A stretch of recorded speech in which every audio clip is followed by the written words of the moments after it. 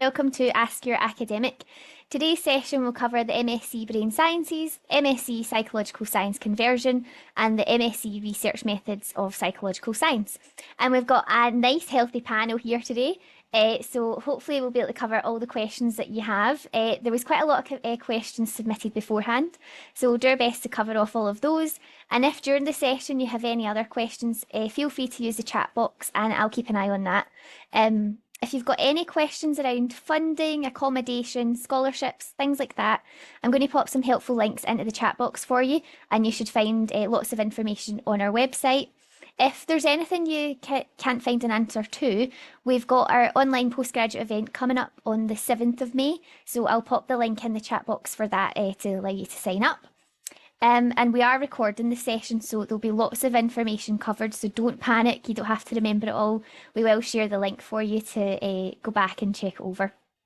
So let's make the most of our time, and if our panel could introduce themselves. So Maxine, would you like to kick off? Hi everyone, I'm Maxine Swingler. I'm the current programme lead for the MSc Psychological Science, and I've been running that programme for about 7 years now. I really enjoy meeting all the new students every year, particularly as they come from all over the world with lots of different sets of experience. And I'm looking forward to hearing from you guys today. So that's me. Steph? Hi, I'm Dr. Steph Sayan. I'm a lecturer in the School of Psychology and Neuroscience. Happy to be here today.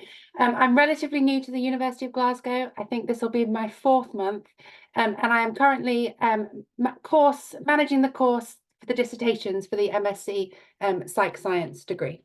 So happy to be here today and meet you all. Perfect. Guillaume? Hi folks, I'm Guillaume Rousselet. I'm in charge of the MSc in Brain Sciences since its creation. Can't remember when, but I've been in charge of an MSc program here for, I don't know, at least 15 years. They come in different flavors. And do we start talking about the program now, or? Yeah, you can do. Feel free, and we can circle back. So for Brain Sciences, we take students with a variety of background. It could be psychology, neuroscience. We have people with a background in pharmacology, all sorts of bio types of research, and we give them a lot of training in neuroscience, cognitive brain imaging, and there's some statistics in the mix, and other things, and with the idea that you get to do a project in a broad range of topics that could go from the molecular level to behavior and brain imaging in animals and non-human and human animals. There you go. Perfect. James, and then we'll circle back. Yeah, perfect. So hi everyone, my name is James Bartlett. So I'm the deputy lead for Research Methods of Psychological Science. I work with my colleague Phil McAleer, and who's currently on maternity leave, so you'll see both of us. Research Methods is for everyone who has a psychology undergraduate degree, but wants to essentially take more specialized studies. So really focus on the research methods angle. It's not so much about individual topics within psychology, but more about how you study them, well, particularly evaluate, so it's got some data skills, got some statistics. Guillaume's just talked about some of the courses there, and we share some of the courses between research methods, brain sciences. So you will see me and Guillaume a lot, no matter which program you're on. So yeah, hopefully get some questions on it. Perfect. And what about our psychological science program? Could we get a bit of an overview of that? Yeah, sure. So with psychological science, it's generally aimed at people with a previous undergraduate degree in a science subject, and that can vary quite a lot in terms of what that background is. And they're coming to do psychology and get a BPS accredited psychology degree. So that's one of the key things that we offer in that programme. And what that means is that we have our 120 credits of top courses, like any master's programme, but 90 of those 120 credits will be what we call core courses that recognise what the BPS, the British Psychological Society, require of a psychology degree. And the important thing about that is that it means that then students who get this MSc Psychological Science degree can then apply for graduate basis for registration with the BPS. And that allows them then to apply for further postgraduate study in psychology, either more applied areas like clinical psychology, or less applied areas such as, say, a PhD in psychology. We also offer a wide range of 10 credit options, and that makes up the final 30 credits of those 120, and students can choose to be in a clinical stream, which means that they might choose optional courses such as counselling, psychology and biology of mental disorders, or autism, for example. Or they could choose the cognitive neuroscience stream, which offers a wide range of options such as neuroscience of decision making, health neuroscience, and many more. Students can also just go for the general stream and choose from that wide range of options. And you can see some of those on our website as well as our link tree. It's quite an intensive programme. We do a lot on research methods. In fact, you have 40 credits of research methods, and we train you right from scratch in terms of using software such as RStudio to do statistics and doing a qualitative project. So really that's the programme in a nutshell. Many of our students and graduates go on to PhD study. That's one of the most popular pathways. Some others then go and get some work experience, either in the UK or back in their home country, and are working towards perhaps applying for one of the more applied master's programmes in psychology. I'm going to hand you over just briefly to Steph to tell you a little bit about the dissertation, because that's quite often what people want to know about. Yeah, thank you so much for that, Maxine. So the dissertation is sort of the final piece of the puzzle to make it up to 180 credits for the Master's Award. And this is your opportunity to approach a member of staff with a research idea. Obviously, you'll be given lots of information about the active research that our staff are involved in, and be able to have some conversations about how you might be able to develop that into a research project.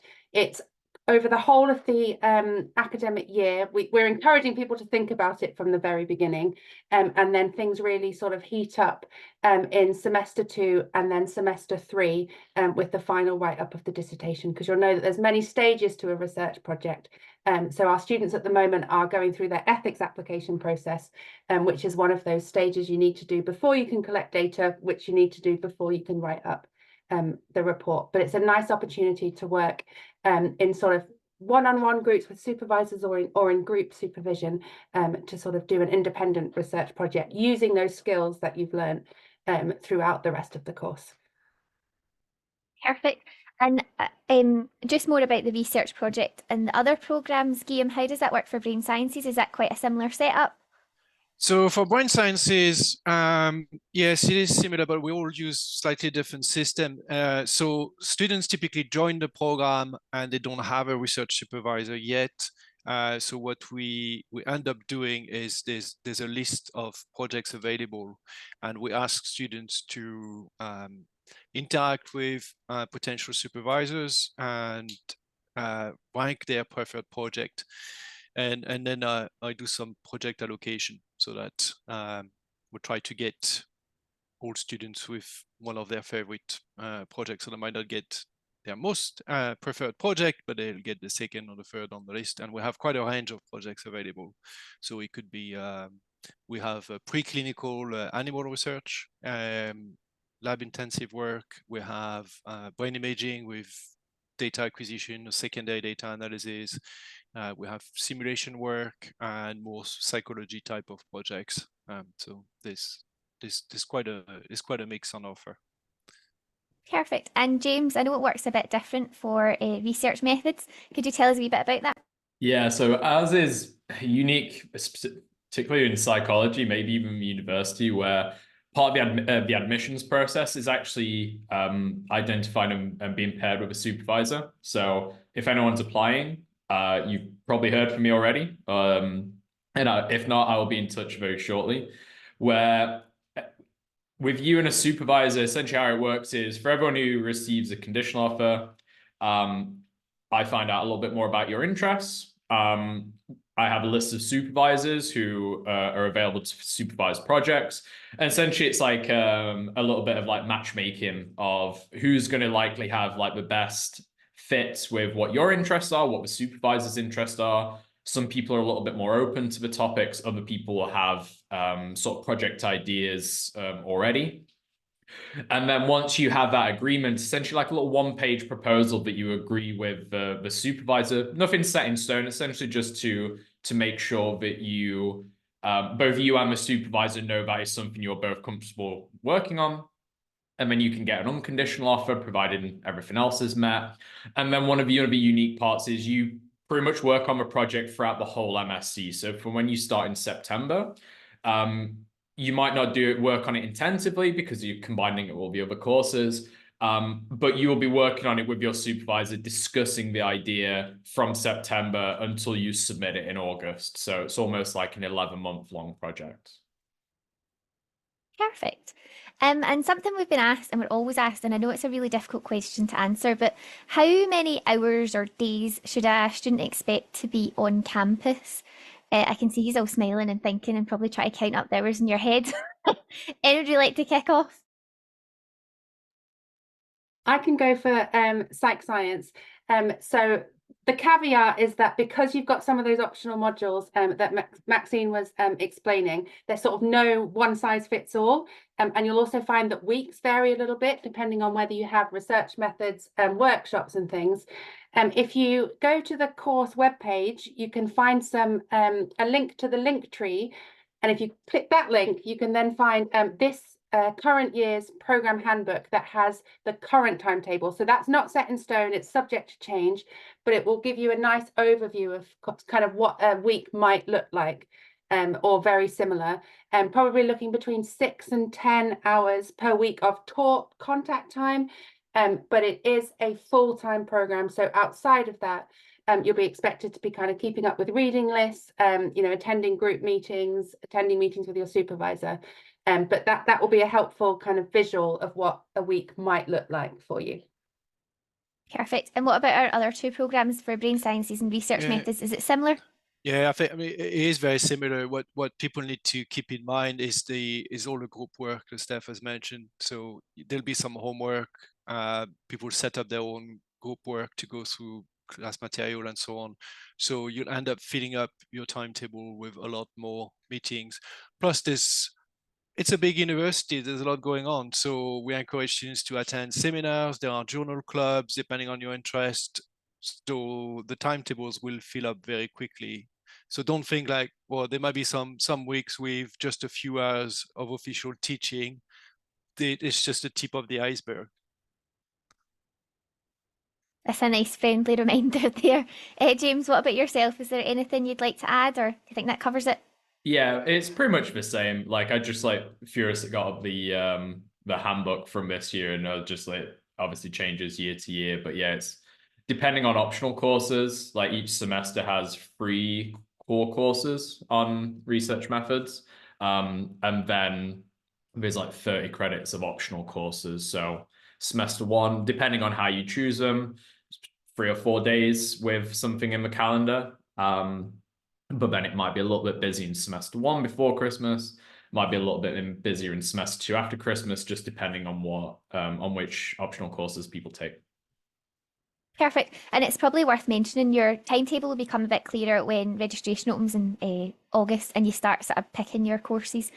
In terms of where the courses are held, whereabouts should students expect to be? Is it predominantly main campus? Who'd like to kick off? Yeah, I'll do that. Thanks. Yes, yes. So for psychological science, all classes are on the Gilmore Hill main campus. We are fully in person, and we have been for the last couple of years. So there's really very little online teaching. However, what we do is what we call a flipped approach to our teaching and learning some of the lectures, which means that students will be asked to view video content, do some reading, answer some questions, and then when they come into the class, rather than be sitting in a kind of passive lecture environment, they will be actively discussing the content that they've just viewed or whatever they've just read, and the lecturer facilitates that within the class. So it might be quite a different environment than you've been used to in your previous degree, but we're very much enthusiastic about the active learning approach in our lectures. Perfect. And James, what about research methods? Similar? Yeah, exactly the same. So ours is all based on the same main campus in the West End of Glasgow. Some of our courses are the same kind of like flipped approach that Maxine is talking about. So one of the main examples is in semester one, there's something called data skills. So that's where you learn a lot about data wrangling, data processing in our studio. So that's a flipped approach where the kind of basic concepts are online recorded videos, and then come in for like 2-hour sessions where it's very practical, where you've got course leads, graduate teaching assistants helping with the sort of tasks and problems you're working on. Others are a little bit more traditional. The only difference with ours is research methods tends to be quite small.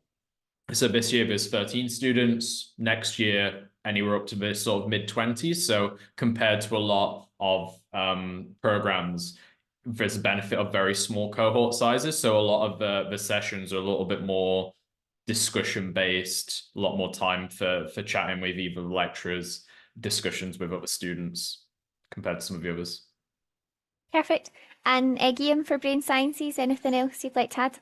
The only difference would be for a few students, there might be research projects that are not on the main campus, because we have research projects that could be at the Queen Elizabeth Hospital or on the Garth Cube campus, but that would be for very few students. Otherwise, all the teaching is on the main campus. Yeah. Perfect. And something we're always asked about is assessments and exams. Cool. So, can you tell us a bit more about that? Is there different sort of assessments that happen in the programme, or is it quite similar stuff? Guillaume, you want to kick off this time? Yeah, so assessments, we have a mix, but we have very few exams. I think for brain sciences we have one exam left, because we know students don't like exams. It's very stressful, and for good reason. We only have one short exam for fundamentals of neuroscience, because it's a catch-up course to make sure that everybody in the program has enough neuroscience knowledge to move on to the teaching in semester 2, so that the exam format is appropriate, because we want to check basic knowledge. Otherwise, it's all coursework. Homework that is assessed, or a big project like critical reviews, essays. In statistics, for instance, with James, we have 3 homeworks that are assessed through the course. So it's staggered assessment. But that's pretty much it. So that means, and to link back to timetables, that means the students have plenty of time to manage, to organize the load, because you get all the deadlines ahead of time. When you start a course, you know exactly what the format is for the assessment. You get the feedback sheet, you know exactly how you're going to be assessed, and you have the deadline, so you can start working. Sometimes there's some assessments you can even start working on them before the course starts, because all information will be available ahead of time. Perfect. And what about for psychological science conversion? Is that similar? Yeah, I can take this one. So again, we have a nice broad range of assessments. So there are some sort of traditional exams. We've got online assessments, and then things like research reports, case studies. Again, just sort of trying to support our graduates develop all these skills that are important for sort of what comes next. So a nice variety of things. I mentioned I'm pretty new to Glasgow, and like hand on heart, there's so much support for students. I think it's really nice. For every assessment, you've got really clear guidelines about what you need to do, how you'll be assessed, as Guillaume was mentioning. And we've just had a support session for our students who are kind of nervous about online timed exams by one of our sort of experts in cognitive psychology and approaching different learning strategies. So I know people get very nervous about assessments, but there is a lot of support out there. Staff have office hours. You're welcome to come and ask questions. And then we have that written guidance as well. So you're definitely capable of doing the assessments that will throw your way. Perfect. Thank you. And James, anything you'd like to add for research methods? Yeah, just if you don't like exams, it's a perfect program for you, because we don't have any. So on research methods, no exams at all. Like you were talking about, like one of the main main thinking behind it is, whether it's the best assessment for what we're trying to cover with that particular course. And on the courses we do, we just don't think it's the best way of assessing a lot. So some of it, Guillaume talked about, you almost can't avoid me and Guillaume. We teach a course together on statistics. So that's like little data analysis projects through a semester. Got some other kind of like data analysis reports, got your more traditional kind of like essays, critical reviews of topics and that sort of thing. A little bit of a presentation for your dissertation, the dissertation at the end. So traditional assessments, but no exams. Perfect. And we had quite a specific question. It was for yourself, Maxine and Steph, just on psychological science conversion, whether the qualification is recognised in other countries, such as India specifically, is what they were asking. So all this, the qualification does is it recognises that students have done a BPS accredited degree. I don't know in terms of how it's recognised in other countries in what way. So if it's in order to apply for a course in another country, you would need to check with the actual programme that you're applying for. But certainly the BPS accreditation is kind of the gold standard for a psychology degree in the UK. And as I say, it just then opens the pathway to be able to apply for further training and study in psychology in the UK. I do know that quite a lot of students from in different countries come to do this programme because it's BPS accredited. I don't know, we don't know what they exactly do when they go back to, say, India or China with that degree, but it does seem to hold some weight internationally in terms of being recognised in the UK. But I would check in with what is it you're thinking of doing next in India, and if you need to ask whoever it is you're interested in applying to, and explain it's a BPS accredited degree that you're doing here. Perfect. And then there was a brain sciences specific question. It was someone that was interested in clinical translation aspect of neuroscience.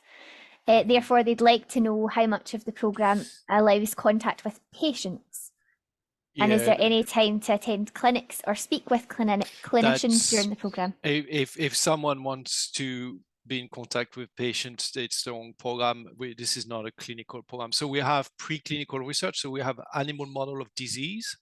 So people working on animal models of schizophrenia. It is things on pain, itch, stroke, this sort of things, but not directly with patient. That's just not feasible because of NHS regulations. It's not impossible, but it would be very difficult in the case of an MSc. It might be possible if there was someone available to work on in James' program for research methods. So if there was a supervisor who had access to patients, and if that was organized well ahead of time, that might be possible. But typically we don't do that for brain sciences. Perfect. It's good to know beforehand. You don't want to sign up for a programme that's not quite right for you. And I think Steph mentioned earlier on, just on the individual courses that a programme has, they're all linked on our website, that you will find more information about what they kind of cover, the learning, the key learnings, the assessments and things. So do check that out. In terms of preparing for an MSc, it's so different from an undergraduate degree. So what kind of advice would you give to students before they come? Is there anything they can do, any reading or things you would recommend they do? Guillaume, I can see you nodding. Have you been asked this before? Well, step number one is download R and RStudio, and we have plenty of resources. So if you just look on Google for Glasgow Psychology R, you'll find plenty of resources, but there are tons of tutorials, because that's across the three programs, that would be one of the main stumbling blocks for a lot of students who don't have any programming experience or very little training in statistics. So it's getting the skills in both areas, which you're trying to train together. So that'd be a good starting point. For the and get started on some basic tutorials just to gain some confidence. And there's plenty of nice tutorials on, for instance, how to make figures in R, because you learn a skill, but it's more like playing a game, because every time you get it right, you get a nice figure popping up.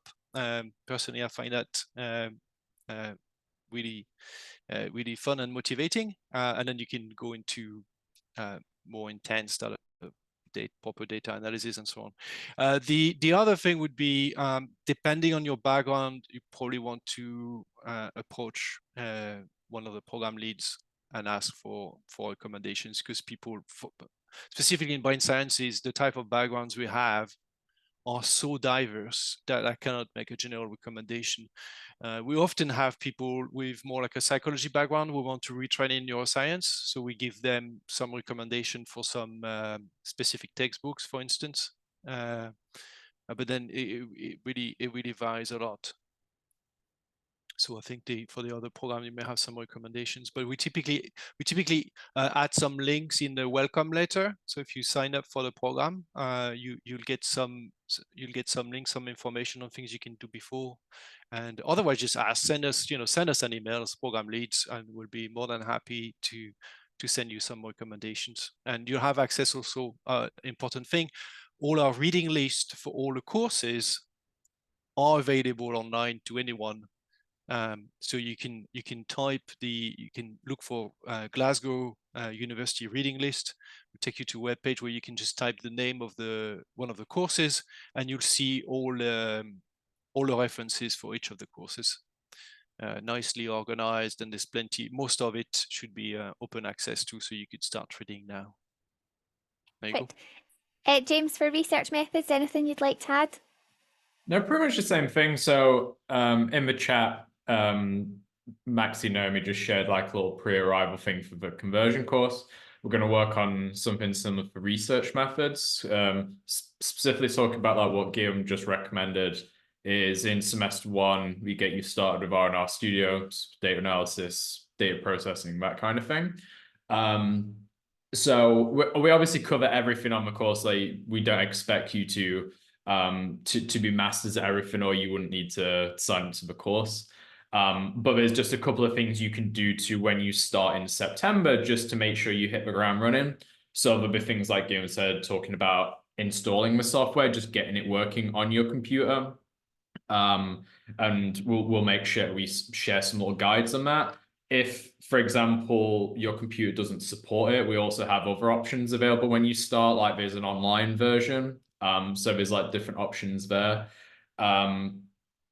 You can access the reading list. Obviously, they're provisional to change. They're based on this year's. They might subtly change next year, but you can think about if there's something that you think you need to like work on, think you could sort of refresh based on, say, your undergrad. You'll be able to like find some resources there. And I guess more of like a whimsical one of, if you come into Glasgow, just buy a good raincoat. If anything about like preparing for the course, quality of life will be increased no end by just buying a good raincoat before you come. Good advice. You don't want to be sitting in a class all soggy. What about our conversion program? Anything you would like to add? I can take this one, and just I've worked with psychology students for a long time now, and so I know that often students are quite intimidated by statistics, and perhaps even more so by R, which is the statistical software that you'll be taught at Glasgow. I promise you, I was a complete beginner about 4 months ago. The resources online are so helpful. It will tell you exactly which button to press to download the thing. It will then tell you exactly which button to press to get it to look a certain way. It's so step by step. That it's really, really helpful. So I think spending the time to just familiarize yourself with that and maybe decrease some of that stats anxiety, if you have some, will be really, really helpful, because the data analysis is just fundamental across everything that you're doing. So I would really, really recommend tackling it head on, like I did a few months ago, sitting down, and I promise it's so helpful. And if you need to follow up once you're enrolled with us, there's all these office hours and sessions as well. So you absolutely can do it. But there's good things you can do now to hit the ground running. And then, as Maxine's posted in the chat, one of the things about the conversion course is the breadth of topics that it's going to be covering by nature of being this BPS accredited course. So there's lots of helpful kind of introductory reading that you can do. Nothing you have to do, but especially if you're new to psychology, hopefully you're really interested in it. And so following up on some of those readings will be really beneficial. Perfect. And that's really good advice. May as well do it while you've got the time and you've not got your assessments and all that getting on you. And the last question that I've got here is just people asking about careers and career prospects once they graduate. So do you have any idea what sort of graduates of your programmes go on to do? Would you like to kick off? I don't Maxine, mind. thank you. Yeah, I'll take this one. So as I was saying at the start there, there's quite a significant number of our graduates go on to do a PhD in some area of psychology. So the psychological science programme has kind of opened their eyes to what the breadth of psychology and how diverse it is, and they've maybe got interested in a particular area or done their dissertation in a particular area and have decided to kind of continue that into a PhD. So I do hear from students now and then telling me that they've got accepted into a PhD, and actually also saying, you know, that the psych science was a really good sort of introduction in terms of training for that. We also get students going on to further masters. Sometimes those are in applied areas, usually, and I think the best place to look in terms of finding out about careers in psychology is the BPS Careers website. So if you go, I'll put the link in the chat in a moment, but the BPS Careers website has a variety of career routes that you can go through with that BPS accredited degree. It will also explain to people who are interested in those areas what types of experience, work experience they might need, as well as the kind of academic experience. So our programme prepares you for the academic side, the experiential side, working with patients, all of that. That's something that our graduates need to go on and do separately. And then they get that experience and go on to work as maybe a forensic psychologist or a health psychologist, or working with children and young people. So it's quite diverse. Thank you. Guillaume, I saw that you've just posted something in the chat there, but is there anything you'd like to add? Any students that you've heard from, what they've went on to do?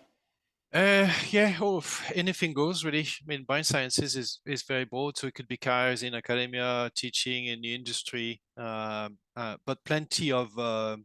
So getting back to our training, what we've seen over the last few years is that a lot of students pick up skills with data analysis that open new doors. So we get a lot of our students are getting into careers they never considered before. In data science, for instance.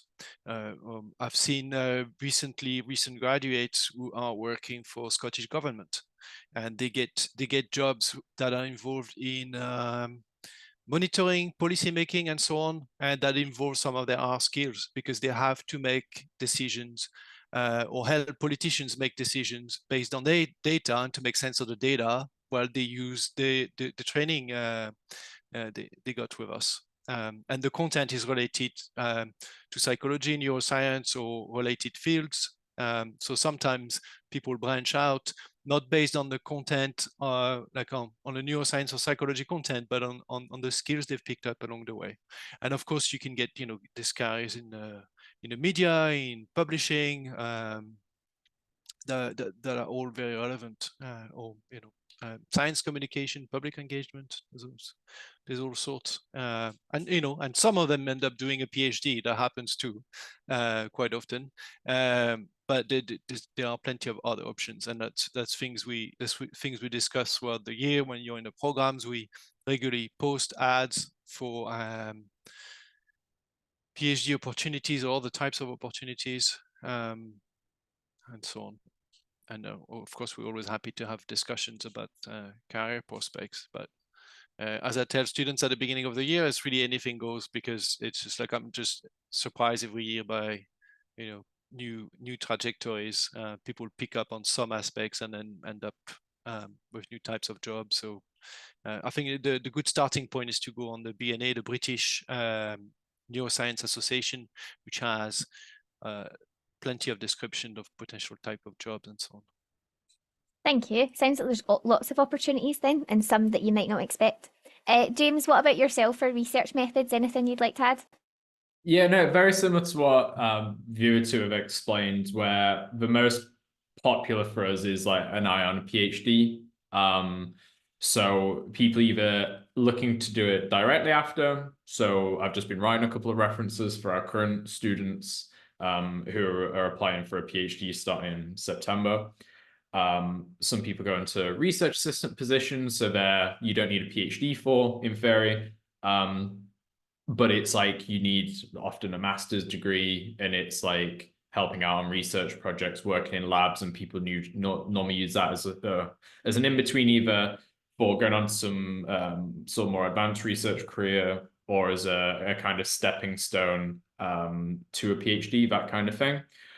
Like Guillaume was talking about, there's lots of transferable skills on it as well. So ours is specifically focused on research methods. So you get people who are interested in more data-focused roles. So it might be data science, might be working in like NGOs, charities on the kind of like the data side, advocacy, that kind of thing. Could just be in different sort of companies. So yeah, it's pretty broad, but obviously the focus for us is like research methods. So most people have some idea of focusing on the kind of like data research focused roles. It just doesn't necessarily have to be a PhD university-based one. Perfect. Thank you. We've just had a question pop into the chat there. It's specifically for psychological science, asking if there's any opportunities to undertake placements or internships through the year of the MSc. Yeah, I can take this one. So as Maxine mentioned, it's very much an academic master's. So there's no formal placements or internships sort of weaved into the course. However, as Maxine's mentioned, that experience component is really important. So we encourage students to sort of think about that from the beginning of the master's as well. So the university has a great career service, which can help with sort of longer term career planning, but also thinking about current opportunities, maybe some volunteering roles, or sort of getting some experience working as a support worker, kind of dealing with vulnerable individuals. Again, balancing that with the idea that this is a full-time master's, so you don't want to take on too much experience. But there's things to help you out there. There's volunteer hubs at the university. So we encourage students to think about that and maybe weave it in when they can, but balancing the academic priorities as well. Thank you. Well, that's us covered off all the questions we had beforehand and all the questions that have been put in the Q&A box. You have covered a lot of information in a very short amount of time. So I appreciate it's a lot for everybody to take on, but like I said, we are sharing the recording. Just before we go, is there anything that we've not covered that you would like to add, or do we think we're good? I can't think of anything that we've not spoke about. I was just going to very quickly say, I think, and maybe speaks for any student coming into the School of Psychology, is we've got a very vibrant community and lots of events going on. We have a Microsoft Teams channel specifically to publicise events. So we have seminars with invited speakers, which you will be invited as postgraduate students. A really good way of finding out more about specific areas of psychology, but also meeting other PGT and PGR, that's PhD students. We have our LGBT plus society. We have our neurodiversity network. We've got a student mental health research network that organises seminars. So there's lots of different groups that have got different interests and lots of different events going on throughout the year, so that you get an opportunity to meet people, not just in your programme, but in the wider school as well. Thanks, Maxine. Anybody else? I think that's probably quite a nice note to end on. Just there is a lot of opportunities, and you'll see that on our website, but once you join, it will really become apparent. So thanks to our panel for your time today, and thanks for all those that have watched. Like I said, if you've got any questions after this, our programme leads are there ready to answer your questions, so please do get in touch, and in the coming months you'll get more sort of emails and stuff from them as well. So yeah, thank you, and we hope to see you all in September. Goodbye.